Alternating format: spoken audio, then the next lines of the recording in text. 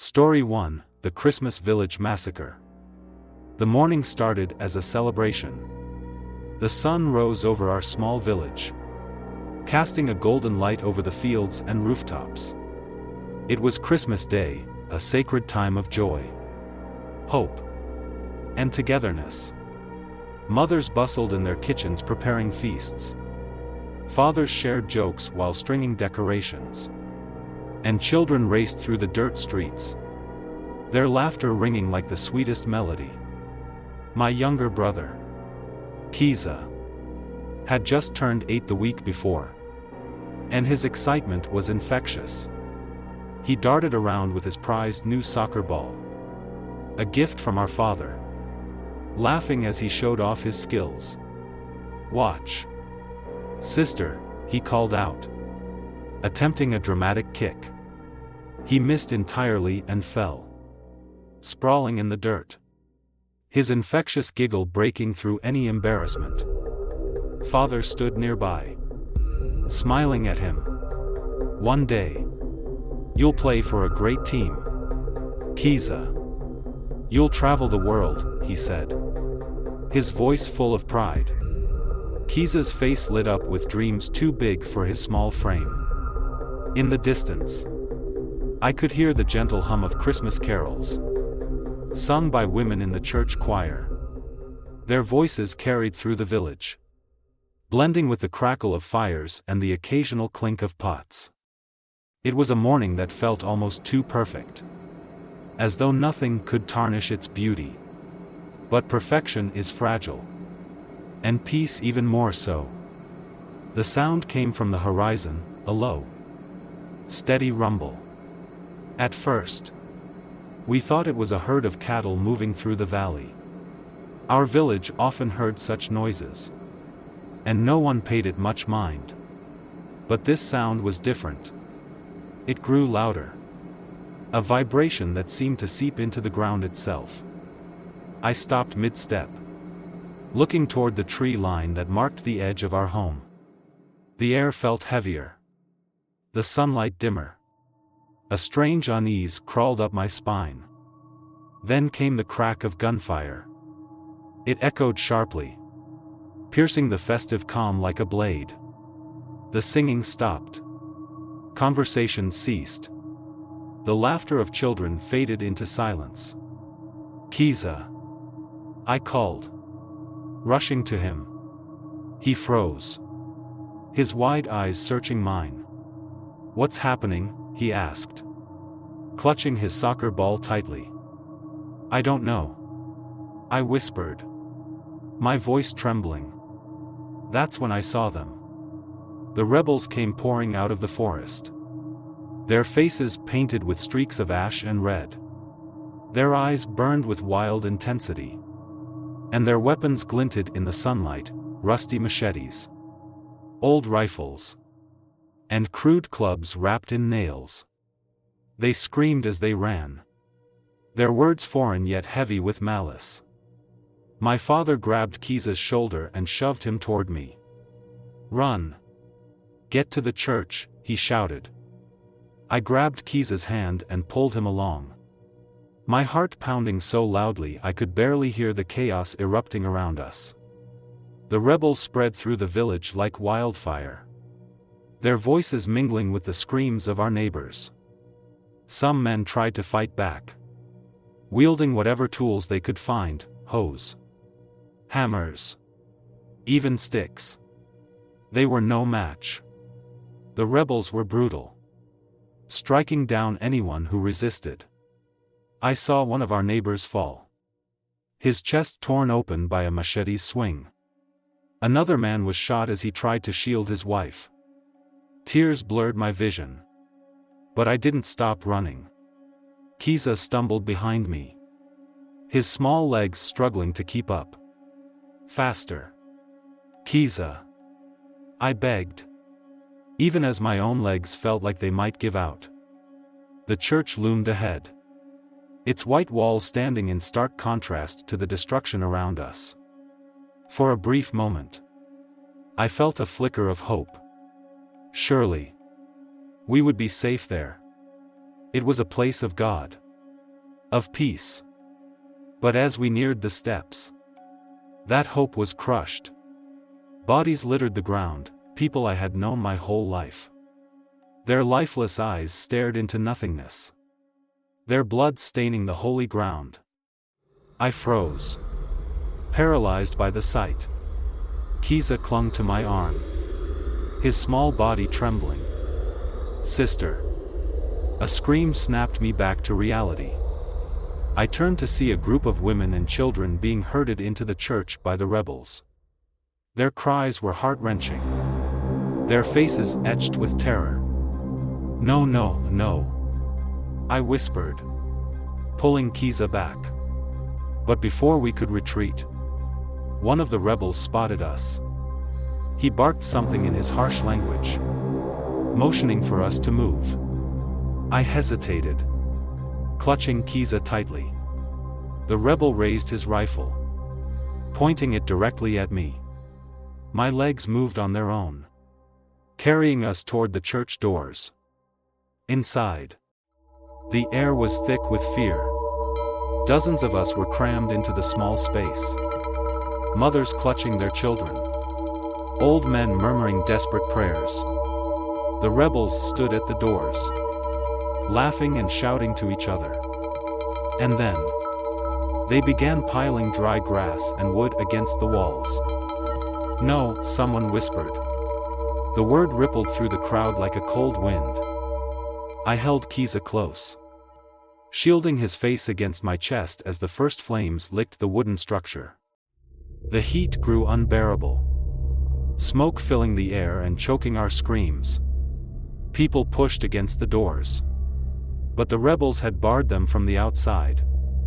The fire consumed everything. I don't know how long I stayed conscious. The heat was suffocating, the screams deafening. Kiza clung to me, his small hands gripping my shirt. "Sister, I'm scared," he sobbed. "I'm here," I whispered, though my voice was barely audible. Then they came. The rebels burst through the doors, their weapons raised. One of them grabbed Kiza, tearing him from my arms. "No! Please! No!" I screamed, reaching for him. The butt of a rifle slammed into my face, and everything went black. When I opened my eyes, the world was silent. The church was gone, reduced to a smoldering ruin. The air reeked of smoke and death. I stumbled to my feet, my head throbbing. Bodies were everywhere, charred and broken. Tears streamed down my face as I called for Kiza, my voice cracking with each cry. He was nowhere. For days, I searched the forests, the neighboring villages, anywhere I thought he might be. But I found nothing, no sign of him, no answers. Years have passed, but the memories remain vivid. Every Christmas, I see Kiza's face, hear his laughter, and feel his small hand in mine. I wonder if he's still alive, forced into a life of suffering under the rebels, or if he, like so many others, was lost that day. The scars of that Christmas will never fade. But I tell this story so the world will remember, so the lives lost in our village won't be forgotten. Horror has many faces. Sometimes, it comes with painted warriors in the forest. Other times, it hides in the most unexpected places, like a bustling city square during the holidays. Next, we move to Glasgow, where joy was replaced by terror in an instant. Story 2, The Glasgow Bin Laurie Tragedy. The air smelled of roasted chestnuts and mulled wine, mingling with the crisp bite of December in Glasgow. Queen Street was alive with holiday cheer, strings of fairy lights illuminating the cobblestone streets as families bustled between shops. George Square, The heart of the city during the Christmas season was packed with skaters gliding across the ice rink, couples snapping photos by the towering Christmas tree, and children begging their parents for just one more ride on the carousel. It was a scene straight out of a holiday postcard. Everywhere there was laughter, chatter, and the occasional burst of caroling from buskers wrapped in scarves and gloves. I was among the crowd that day, soaking in the festive atmosphere. I had just stepped out of a cafe, clutching a steaming cup of coffee, when a low rumble cut through the hum of holiday cheer. At first, it didn't register as anything out of the ordinary. Just the sound of traffic, perhaps, or a delivery truck making its rounds. But as the noise grew louder and more erratic, my attention was drawn to a massive green bin lorry lumbering down Queen Street. It seemed out of place, its movements jarring against the smooth flow of holiday shoppers. Something was wrong. The lorry veered slightly, a movement so subtle that most people didn't notice. I watched as it crossed the center line, heading toward the curb where crowds of shoppers strolled. It still hadn't stopped. My stomach twisted with unease. Then it swerved. The first scream pierced the air, a sound so sharp and primal it cut through the festive noise like a knife. I turned my head just in time to see the lorry mount the pavement, its enormous tires crushing benches and streetlights as it barreled forward. People began to scatter, their joyous expressions replaced with panic. Parents pulled their children out of harm's way. Friends grabbed each other's arms, and shoppers abandoned their bags in frantic attempts to escape. But it was too fast. The lorry slammed into a group of people standing near a holiday stall, sending bodies flying like ragdolls. The sound was horrific, a sickening crunch of metal and flesh that seemed to echo endlessly. I froze, my coffee slipping from my hands and splattering onto the ground. It was as if the world had been turned upside down. The smells of roasted chestnuts and mulled wine were replaced with the acrid stench of burning rubber and shattered glass. The lorry didn't stop. It plowed through the crowded street, its massive frame unstoppable. I could hear its engine roaring, drowning out the screams and cries of the people it left in its wake. A young man sprinted past me, yelling for people to move, to get out of the way. His voice was hoarse, desperate. Others followed suit, warning anyone who would listen. I wanted to run. I needed to run. But my legs felt like lead, rooted to the spot as I watched the chaos unfold. A child's abandoned pram lay overturned in the middle of the street, its bright red fabric a stark contrast to the carnage around it. My eyes locked onto it for what felt like an eternity before the lorry passed within inches, narrowly missing it as it continued its deadly path. Some tried to help. A man in a bright yellow jacket, likely a shop worker, dashed forward to pull a woman out of the lorry's path. He wasn't quick enough. The vehicle clipped her, sending her sprawling onto the pavement. I could hear the sirens now, faint but growing louder. The emergency services were coming. But it was too late for so many. The lorry hurtled toward George Square, where families gathered to enjoy the holiday festivities. The ice rink, the Christmas tree, the stalls, it was a scene of joy. Utterly unaware of the horror racing toward it, it struck the square with the force of a hurricane. I arrived seconds later, drawn by a terrible mix of curiosity and helplessness. What I saw will haunt me forever. The lorry had smashed into the side of a building, finally coming to a stop. Its front end was crumpled like a tin can, smoke billowing from the engine. Around it lay the remains of what had once been a celebration. The massive Christmas tree was toppled, its glittering ornaments shattered across the cobblestones. The ice rink was empty. The skaters gone. Their laughter replaced with sobs and screams. Debris was everywhere, splintered wood from market stalls, glass shards from shattered shop windows, and abandoned belongings that told stories of interrupted lives. People lay on the ground. Some motionless. Others writhing in pain. Bystanders knelt beside them, pressing scarves and coats against wounds, their hands shaking. A woman sat cradling a young boy, her face streaked with tears. His leg was bent at an unnatural angle, but he was alive. His cries a small comfort amid the silence of others who would never cry again. The sirens were deafening now, flashing lights painting the square in shades of red and blue. Paramedics rushed to the injured, their movements swift and practiced. Yet the weight of the devastation was visible on their faces. Police cordoned off the area, guiding the uninjured away and asking for witnesses. I found myself on the outskirts of the square, leaning against a lamppost, my legs finally giving out beneath me.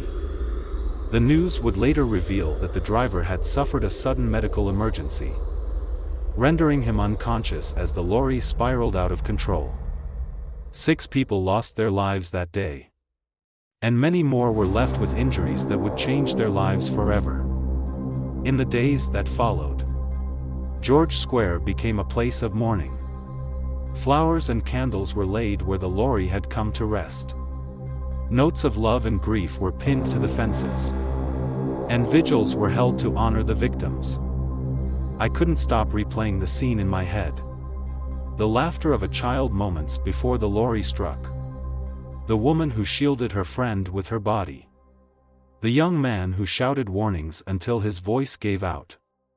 The city mourned, but it also came together.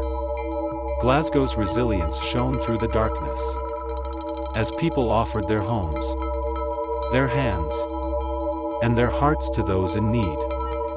Horrors like this remind us of how quickly life can change. In an instant, joy can turn to grief, celebration to sorrow. But not all tragedies are accidents. Sometimes, the darkness creeps in deliberately, wrapping itself in the guise of a gift. And in the next story, we'll uncover the chilling truth behind a Christmas present that brought more than holiday cheer. Story 3: The Mysterious Christmas Gift. The Christmas of 2013 was supposed to be special. It was the first time my wife, our 4-year-old son, and I would be celebrating the holidays in our very own home. Everything felt perfect. The house was warm. The tree glowed with twinkling lights, and presents piled up beneath it as visitors streamed through our doors all December long. It was a season of joy. And for me, a chance to reclaim Christmas after years of sorrow. My childhood memories of the holiday were far from merry. Christmas had once been a time of grief, a painful reminder of what was taken from me when I was just 7 years old. But this year, things were different. The laughter of my son filled the air, and my wife's careful planning brought light and warmth into our lives. Or so I thought. I didn't know then that lurking among the brightly wrapped gifts under our tree was something far darker than the season's cheer. As our son tore into his first gift that morning, I couldn't help but smile, watching him laugh. The joy lighting up his little face was like medicine for my soul. My wife and I exchanged a look, her eyes filled with love and shared understanding. She knew what this Christmas meant to me. Growing up, my family had been broken by tragedy. My younger sister, Anna, was abducted and murdered when she was just 5 years old.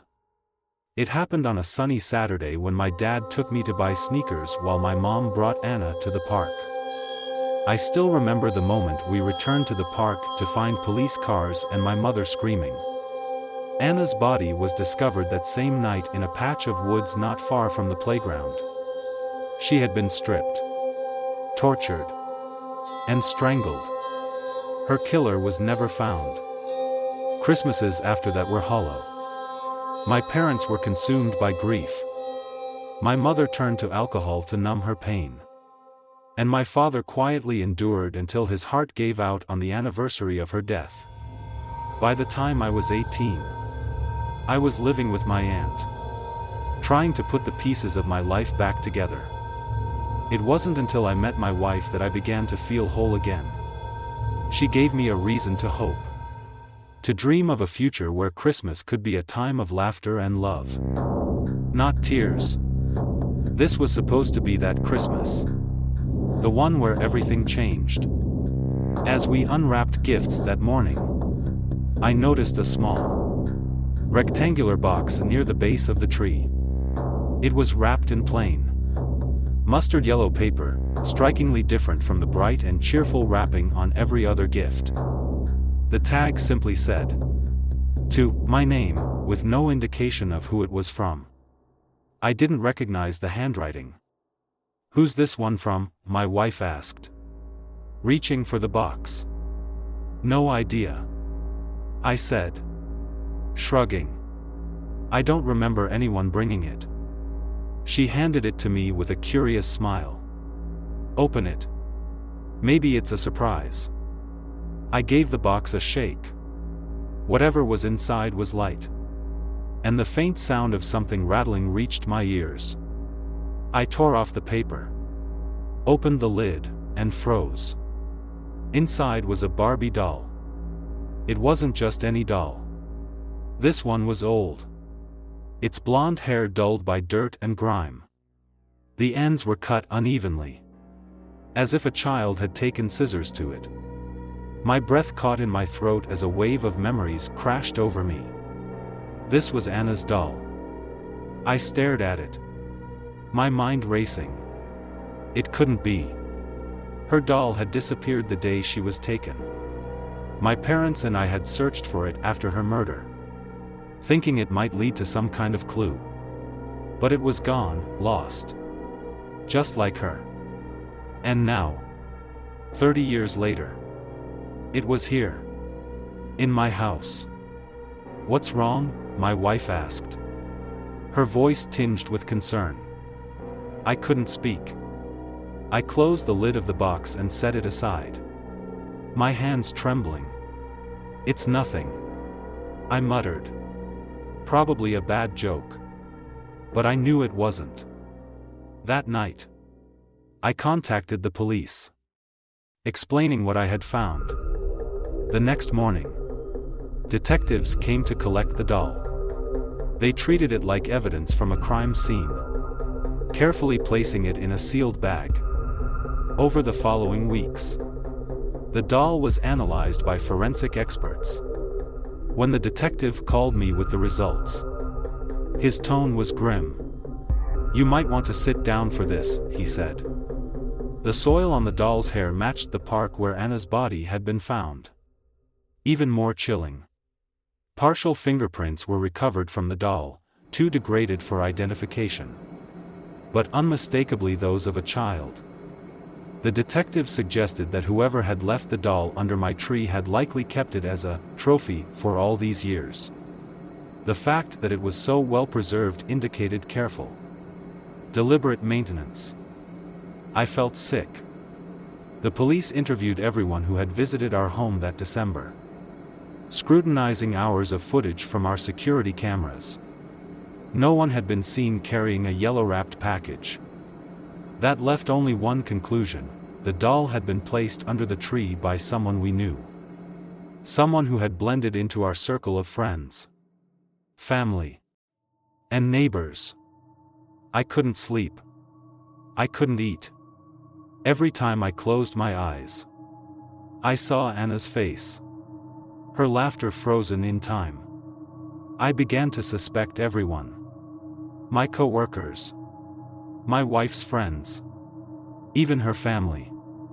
I didn't say it out loud, But I couldn't help wondering if someone I loved had been harboring this dark secret. My wife tried to comfort me, but even she couldn't escape my doubts.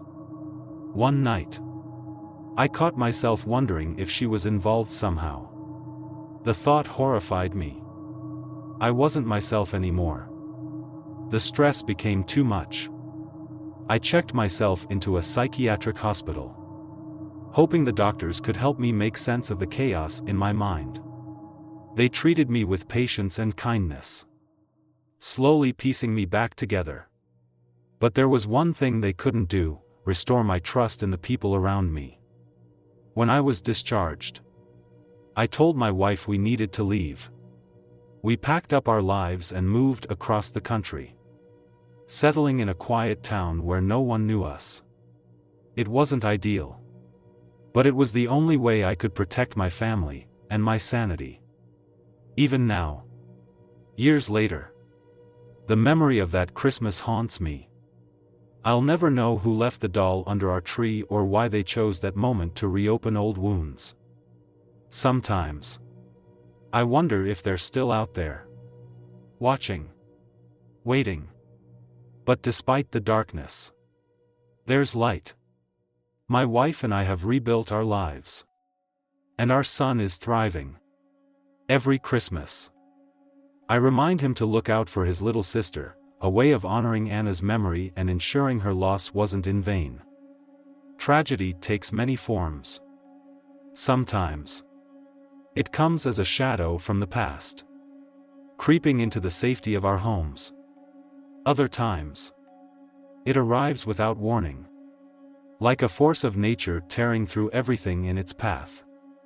And as we turn to the next story, we'll see how one family faced the unimaginable fury of Cyclone Tracy on Christmas Eve, 1974.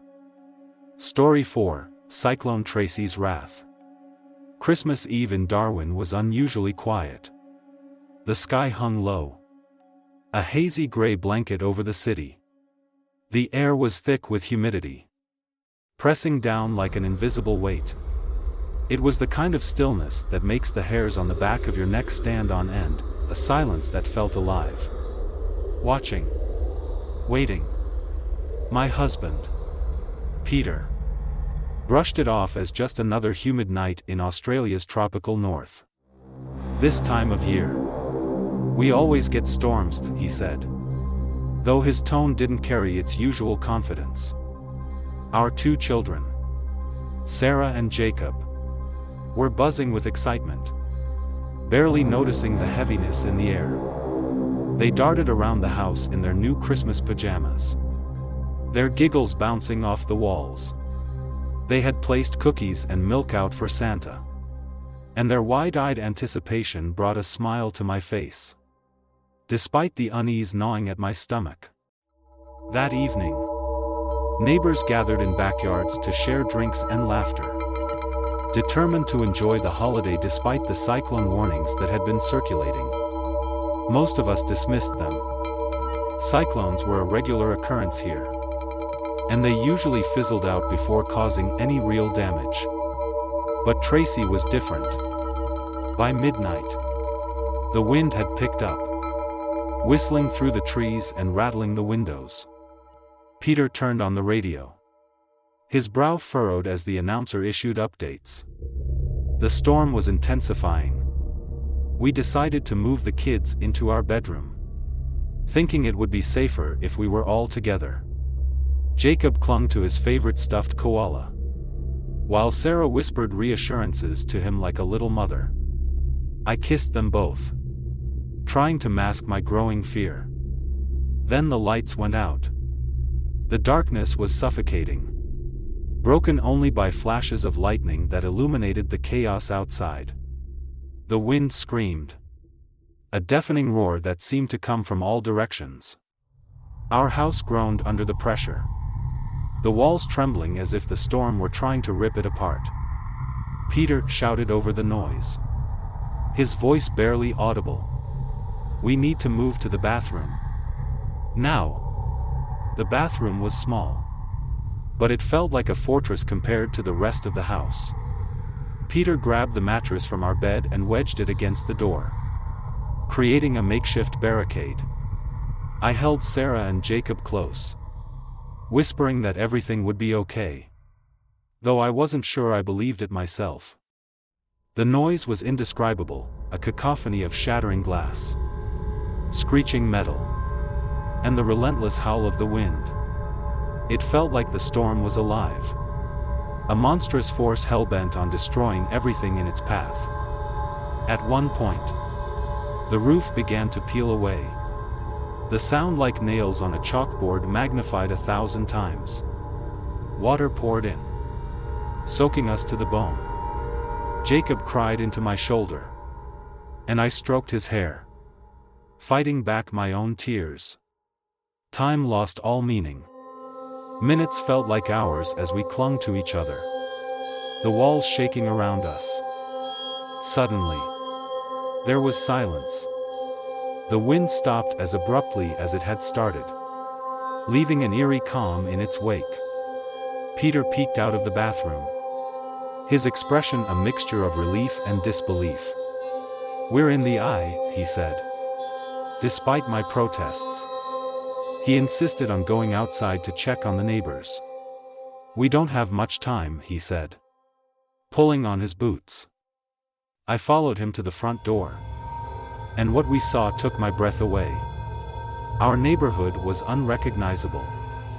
Entire houses had been flattened, their contents strewn across the streets. Trees were uprooted, their massive roots jutting out like skeletal hands. Cars were overturned, crumpled like discarded tin cans. The air was thick with the smell of saltwater and destruction. Neighbors emerged from the wreckage, their faces pale and dazed. Some were calling out for loved ones, their voices tinged with panic. Others moved in a trance, trying to salvage what little they could from the rubble. Peter helped an elderly couple out of the remains of their home, while I guided a young mother and her baby to safety. For a brief moment, the community came together, united in our shared struggle. But the reprieve was short-lived. The wind returned with a vengeance, more ferocious than before. We barely made it back to the bathroom before the second wave hit. This time, the storm seemed determined to finish what it had started. The mattress buckled under the pressure, and the door groaned as if it might give way.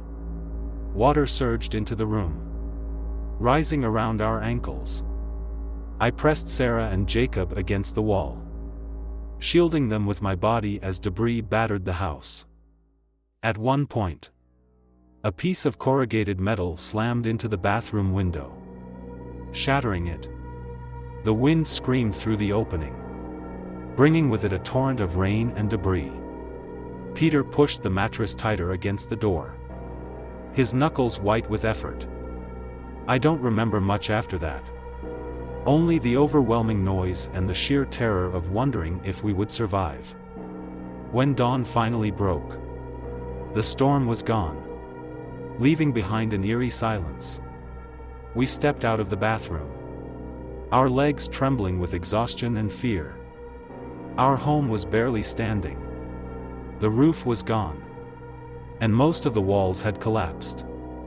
The kitchen was buried under a mountain of debris, and the Christmas tree, once a symbol of joy, was now a twisted wreck. Outside, the devastation was even worse. Darwin looked like a war zone. Not a single structure was untouched. Power lines dangled precariously, and the streets were littered with fragments of people's lives, clothing, toys, family photographs. Neighbors wandered through the wreckage, their faces blank with shock. Some wept openly, while others moved mechanically, helping wherever they could. We were among the lucky ones. Our family was unharmed, but many others weren't so fortunate. Over 70 people lost their lives that night, and countless more were injured or left homeless. In the days that followed, the scale of the disaster became clear. Cyclone Tracy had obliterated over 70% of Darwin's buildings, leaving tens of thousands of people without shelter. The government declared a state of emergency, and residents were evacuated to other parts of the country. Saying goodbye to the place we called home was heartbreaking. We boarded a military transport plane with nothing but a few salvaged belongings, unsure of what the future would hold. But even in the face of such devastation, the spirit of the community remained unbroken. People came together, offering support and kindness to those in need. Food, water, and supplies were shared, and strangers became family in the aftermath of the storm. Rebuilding Darwin was a monumental task, but it was also a testament to the resilience of its people. Slowly, the city rose from the ruins, stronger and more prepared for whatever nature might throw its way. Nearly 50 years later, the memory of Cyclone Tracy still lingers. Every time I hear the wind howl or smell rain in the air, I'm transported back to that terrifying night. But I also remember the strength and kindness of those who survived. The way we came together to rebuild not just a city, but a community. Nature is a powerful force, but so is the human spirit. And while some disasters are born from nature's fury, others are the result of human folly and cruelty. Next, we turn to a tragedy born from senseless panic, one that claimed the lives of innocent children and left a community shattered. This is the story of the Italian Hall disaster. Story 5: The Italian Hall disaster. The snow was falling gently that evening, blanketing the streets of Calumet, Michigan, in a soft, white silence. The town's miners and their families were bundled in coats and scarves, bracing against the chill as they made their way toward the Italian Hall. It was Christmas Eve, 1913, and despite the hardships they faced due to the long and bitter miners' strike, tonight was about celebration. The hall glowed warmly against the cold night, its windows lit with soft, golden light. Inside, the sound of laughter and carols filled the air, blending with the crackle of a roaring fire in the corner. The grand Christmas tree, adorned with hand-strung garlands and paper ornaments, stood tall in the center of the room. Children danced and played around it, clutching small gifts of dolls and tin soldiers distributed by the Women's Auxiliary. Anna and I arrived early with her 2 children, Sophie and Peter, ages 5 and 7.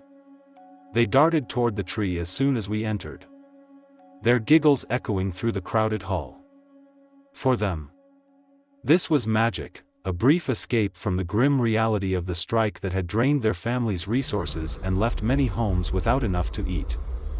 Anna smiled softly as she watched her children join the other little ones in a game of tag.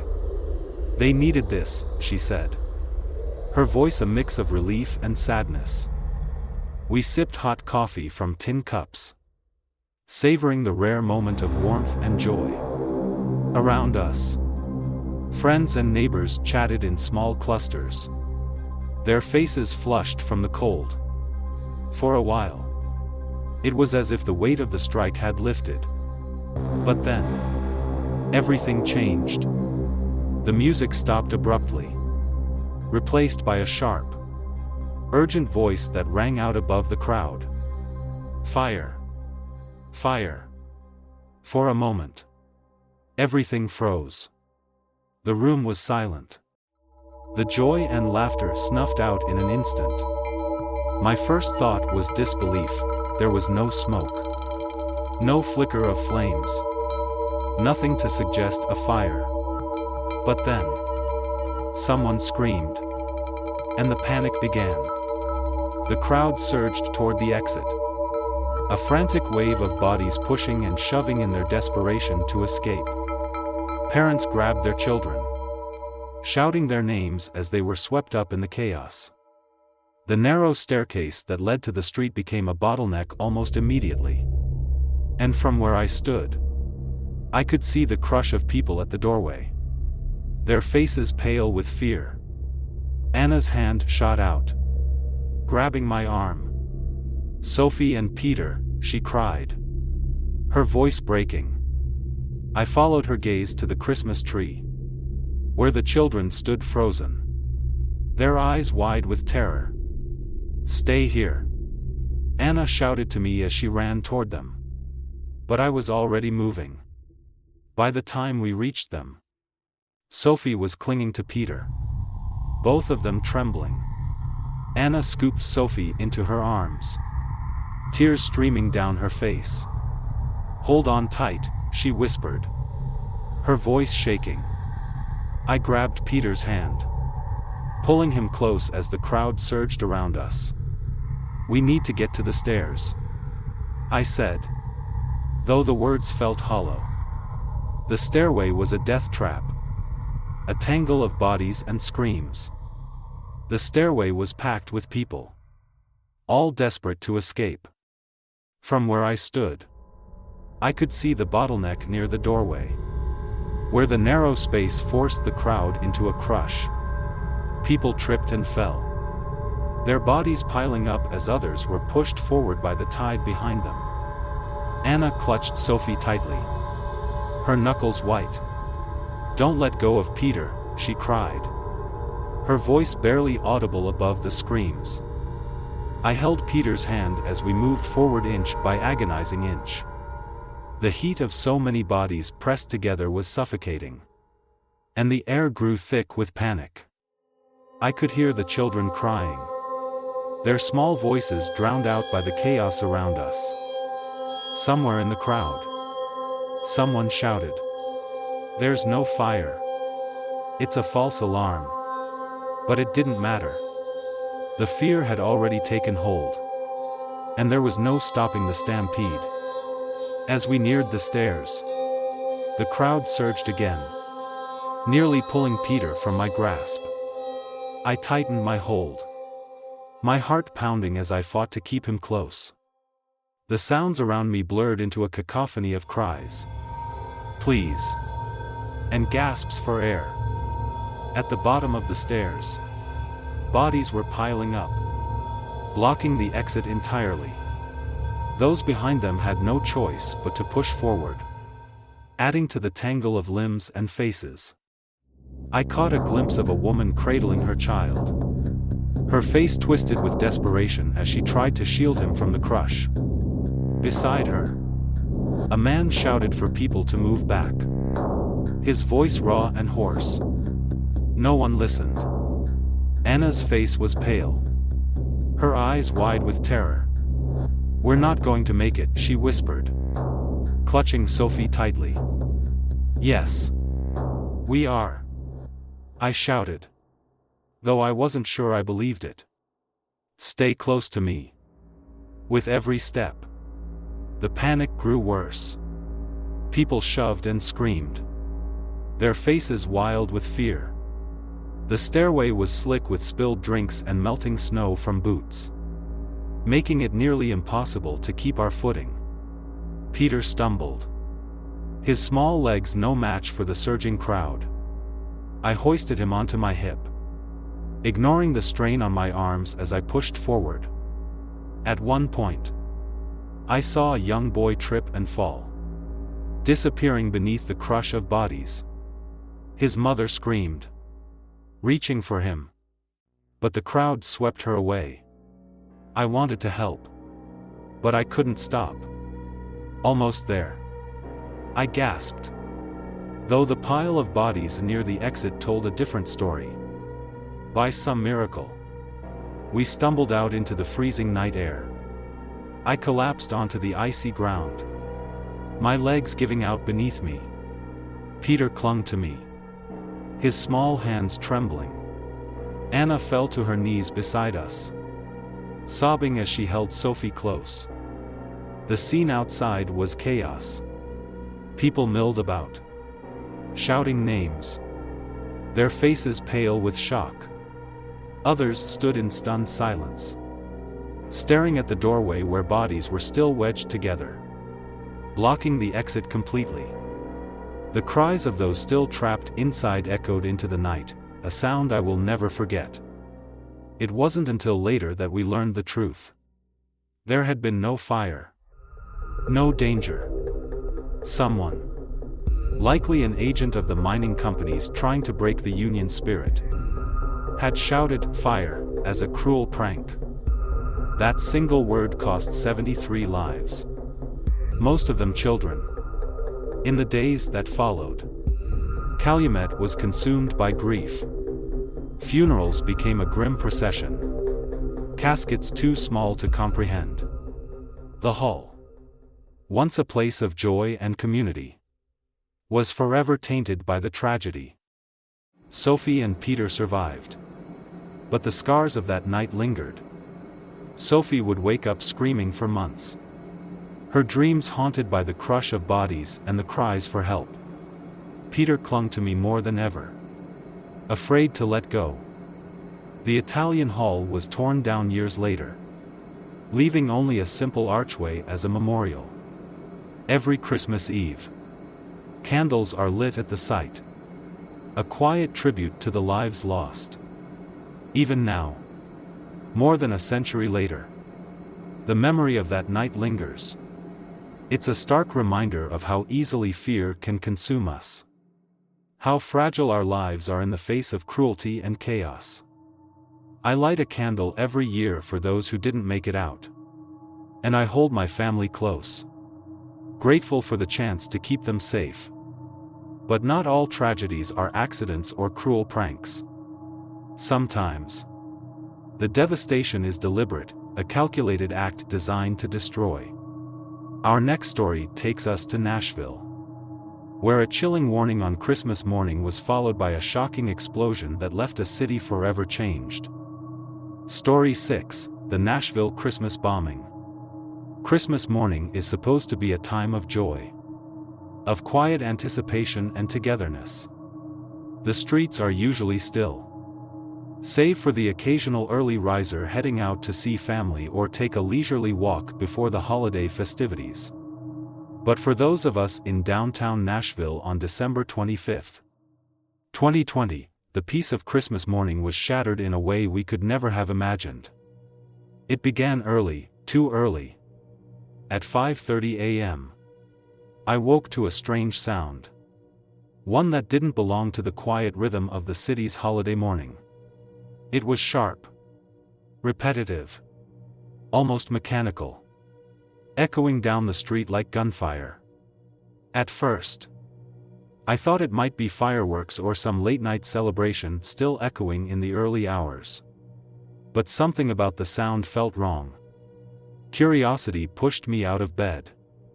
I wrapped a coat over my pajamas and stepped out onto the small balcony of my second-story apartment, which overlooked 2nd Avenue North.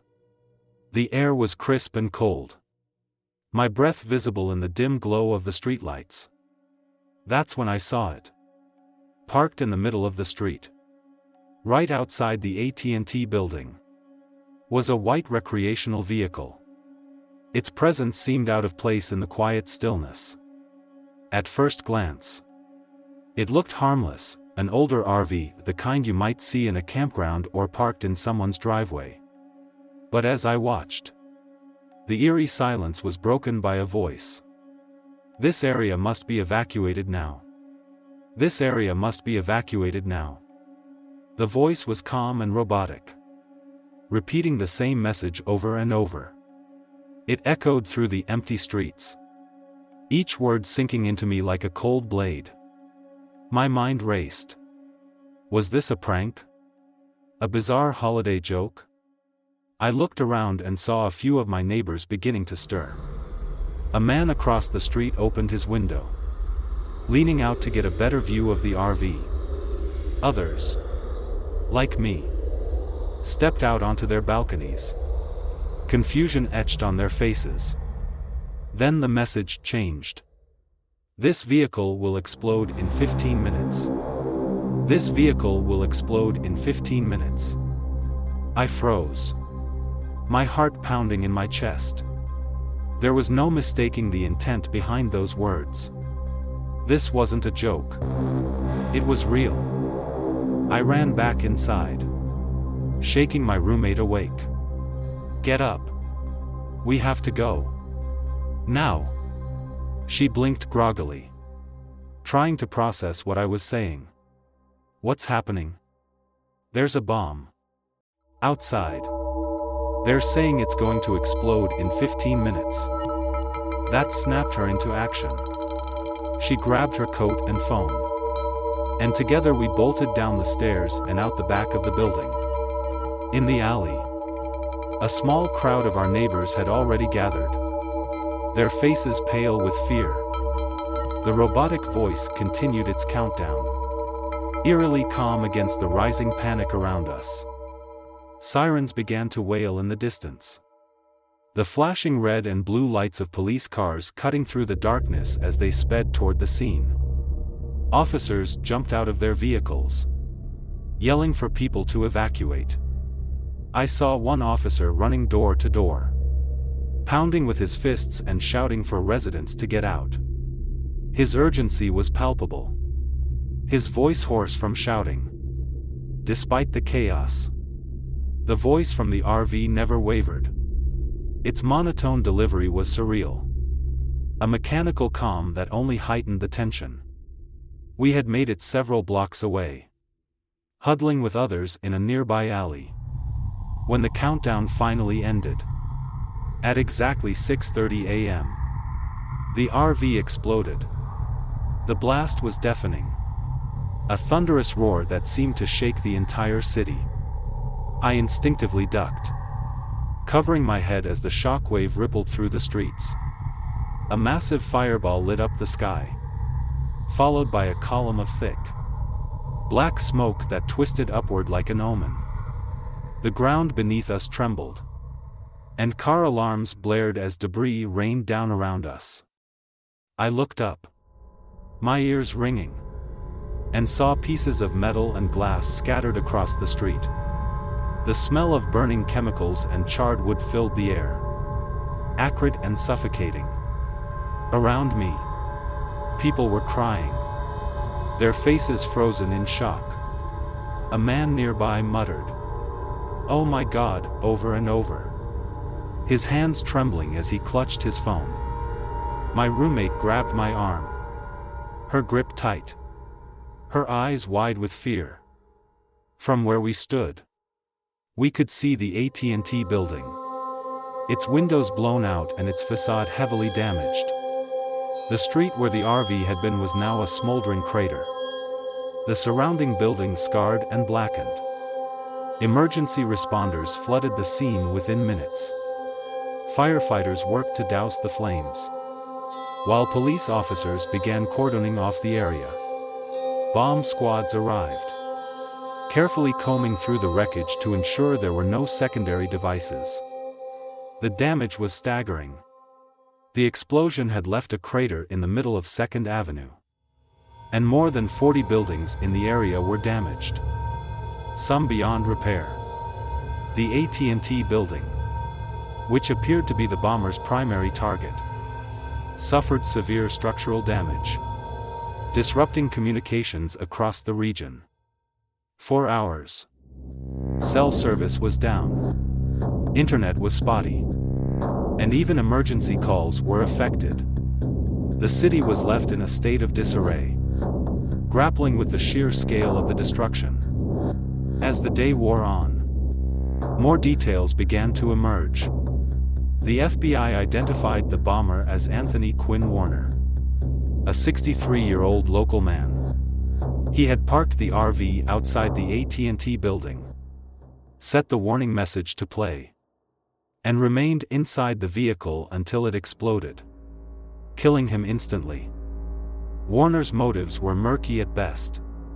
Investigators uncovered a mix of paranoia, personal grievances, and a possible fixation on conspiracy theories involving 5G technology. His actions were calculated and deliberate, but the full extent of his reasoning died with him. The warning message, chilling as it was, undoubtedly saved lives. Without it, the casualties would have been catastrophic.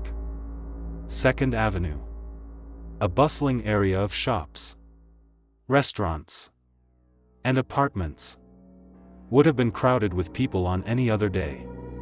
But the combination of the early hour, the holiday, and the warning allowed most residents to escape unscathed. In the days that followed, 2nd Avenue was unrecognizable. The once vibrant street was now a scene of devastation, with charred rubble and broken glass lining the sidewalks.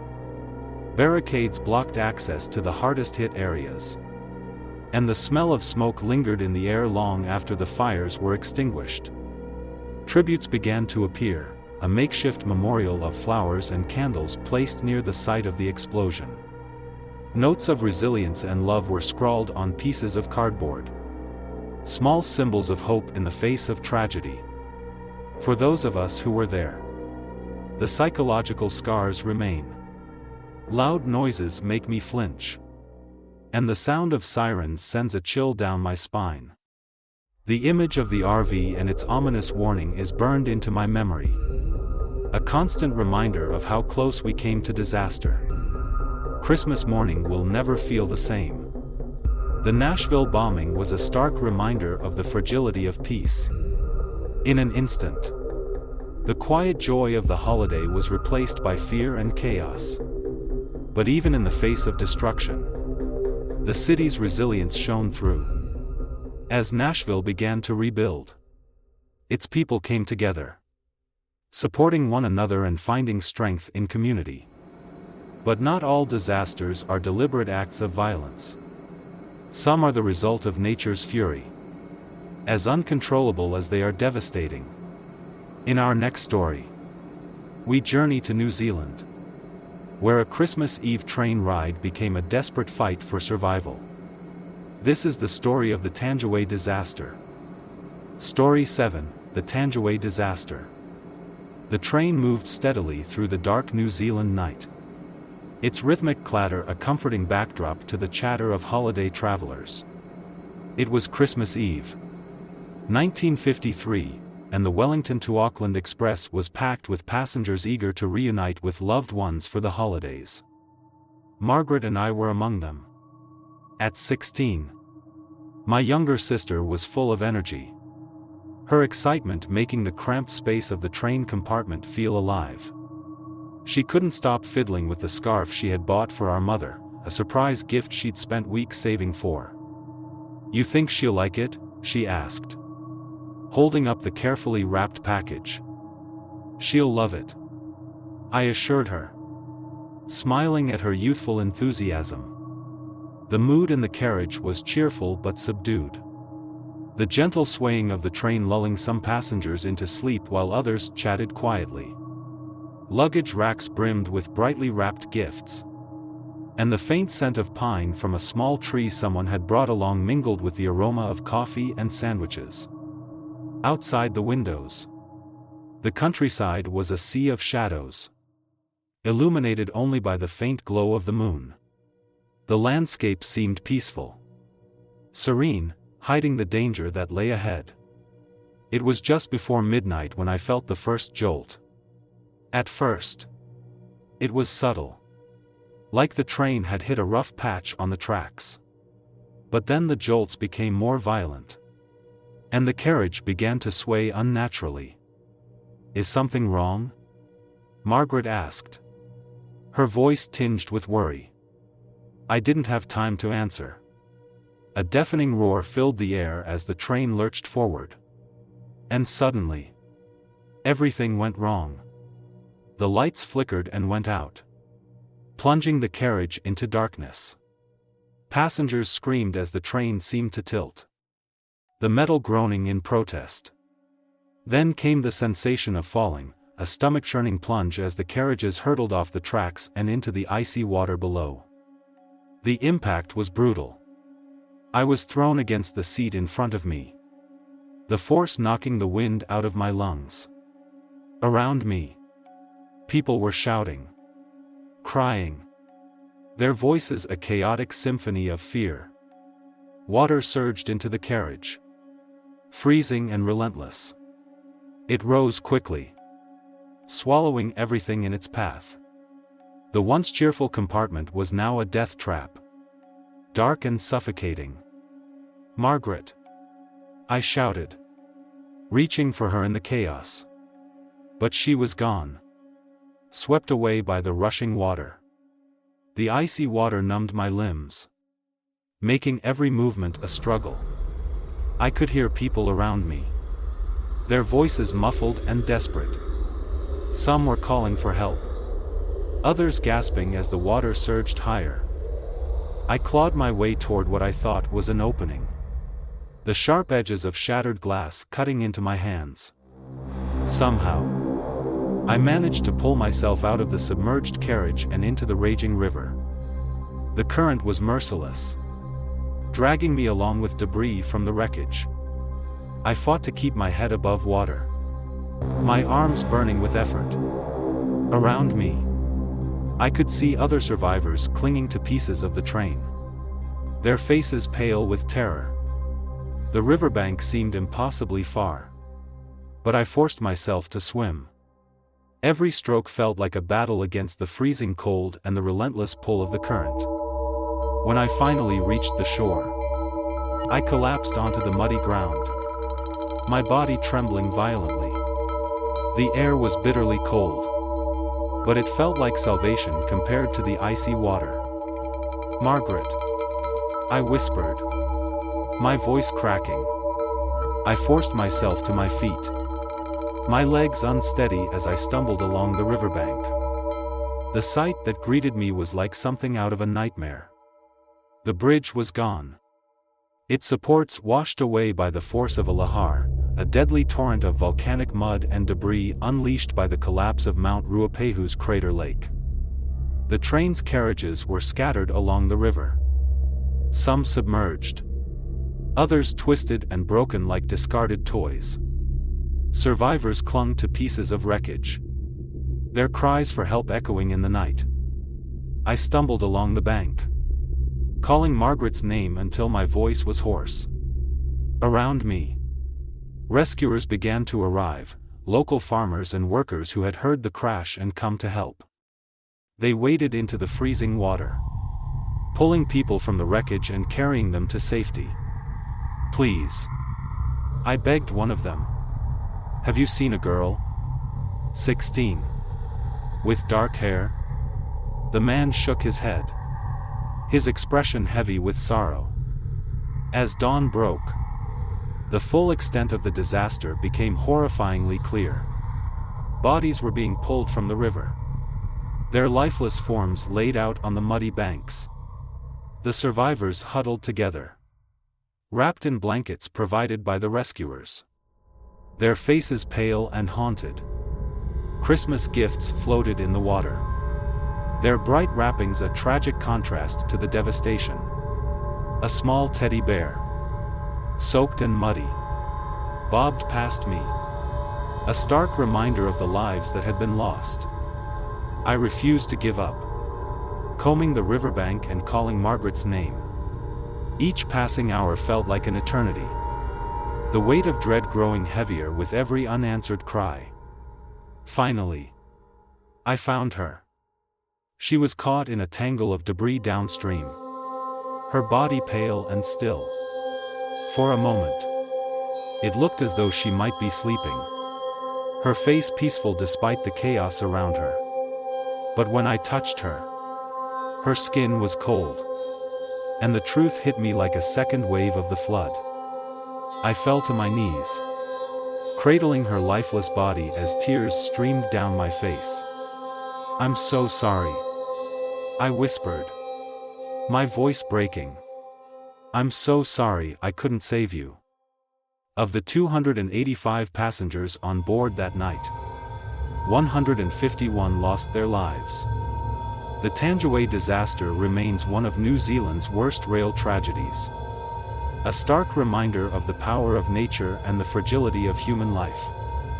In the days that followed, the country mourned, Funerals were held for the victims. A grim procession of grief that united the nation. The wreckage of the train was eventually cleared. And a new bridge was built. Stronger and more resilient. But the scars of that night would never fade. For years, I was haunted by the memories, the sound of the train plunging into the river. The freezing water stealing my breath. The sight of Margaret's lifeless body. Every Christmas Eve, I light a candle for her. A small act of remembrance for the sister I couldn't save. The Tangiwai disaster is a story of loss, but also of resilience. Strangers risked their lives to save others. And communities came together to support those who had lost so much. As I reflect on that night, I am reminded of how precious life is.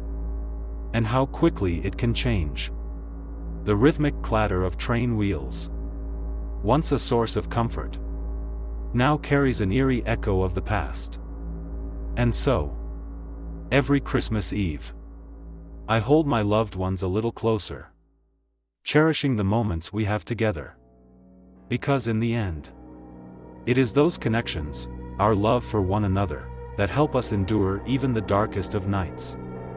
Thank you for allowing me to share this story. And may it serve as a reminder of the resilience of the human spirit in the face of unimaginable tragedy. And so, these are the shadows that creep beneath the glow of Christmas lights, the stories that remind us joy and terror can be separated by the thinnest of lines.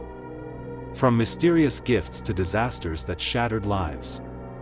Tonight we've ventured into the cold, dark corners of holiday history. But the question remains, what lies waiting in the shadows of your holiday celebrations? Perhaps, as you gather around the tree this year, you'll notice something you hadn't before. A sound that doesn't belong. A face at the window. Or maybe, a gift that no one remembers wrapping. Could it be just your imagination? Or is it something more? Remember, every story we share here on Wolf Tells serves as a warning. Sometimes, the most chilling horrors are closer than you think. And this is only the beginning. There are more tales to uncover. More shadows to explore. Are you ready to journey with us again? Don't forget to like this video and share it with someone who loves a good scare. It might even be the story that keeps them awake tonight. If you haven't already, hit subscribe and ring the bell so you're always ready for our next chapter in darkness. Here at Wolf Tells, the shadows never truly rest. And neither should you. And now, until we meet again, keep your lights on, your doors locked, and your ears open to the whispers in the dark. This has been Wolf Tells, where the night never lets go.